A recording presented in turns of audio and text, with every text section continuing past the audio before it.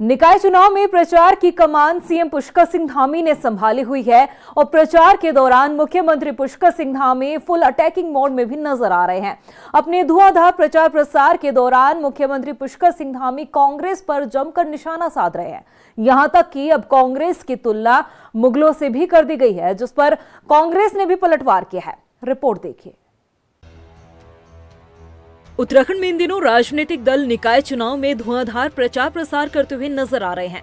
BJP की तरफ से मुख्यमंत्री पुष्कर सिंह धामी ने चुनाव प्रचार के लिए मोर्चा संभाला हुआ है और इस दौरान सीएम धामी न सिर्फ सरकार की उपलब्धियों को गिनाने का काम कर रहे हैं, बल्कि फुल अटैकिंग मोड में भी नजर आ रहे हैं। सीएम धामी किसी भी मोर्चे पर कांग्रेस को घेरने से पीछे नहीं हट रहे हैं। इतना ही नहीं, अब मुख्यमंत्री पुष्कर सिंह धामी ने कांग्रेस को मुगलिया सोच वाली पार्टी करार दिया है। सीएम पुष्कर सिंह धामी का कहना है कि कांग्रेस की नीति हमेशा से आक्रमणकारी मुगलों से मिलती रही है और शायद यही वजह है कि कांग्रेस यूसीसी समेत उन तमाम मुद्दों का विरोध करती हुई नजर आई है जो देश हित में साबित हुए हैं। चलिए आपको सीएम पुष्कर सिंह धामी का ये पूरा बयान सुनाते हैं।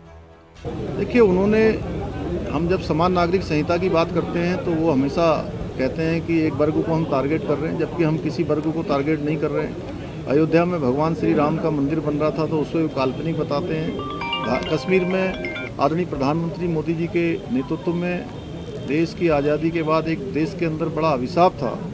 कश्मीर भारत का अभिन्न अंग नहीं बन पाता था, नहीं था। उसको देश का अभिन्न अंग बनाने का काम धारा 370 समाप्त करी गई।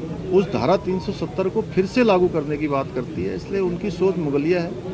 और वो जो वक्फ हमारे मंदिरों की ज़मीन है, गाँव की ज़मीन है, वो वक्फ बोर्ड को दिया गया है कई जगह पर। और इस प्रकार से हमेशा कांग्रेस ने तुष्टीकरण किया है, हमेशा उनकी ये सोच रही है।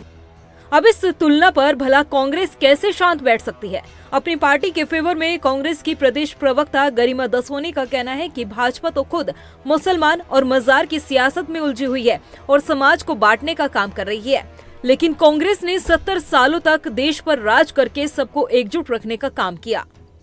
नहीं, अब मुख्यमंत्री जी चाहे कुछ भी करते रहें, लेकिन 70 सालों तक तो कांग्रेस पार्टी ने ही इस देश को एकजुट रखा, एक माला की तरह पिरो कर रखा, गुलदस्ते की तरह रखा।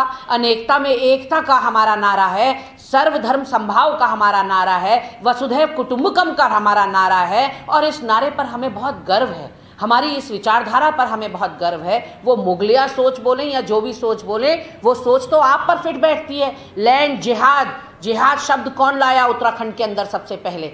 आप जो है यूसीसी की बात कर लीजिए, धर्मांतरण कानून की बात कर लीजिए, आपकी पॉलिटिक्स शुरू भी म से मजार, म से मुसलमान और म से मस्जिद पर होती है और ख़त्म भी उसी पर होती है। तो ये जो मुगलिया सोच है वो मुख्यमंत्री को नहीं सोने दे रही है और उल्टा चोर कोतवाल को डांटे वाली कहावत को चरितार्थ करते हुए कांग्रेस पार्टी पर आरोप लगा रहे हैं। ये नाकाबिले बर्दाश्त है बिल्कुल।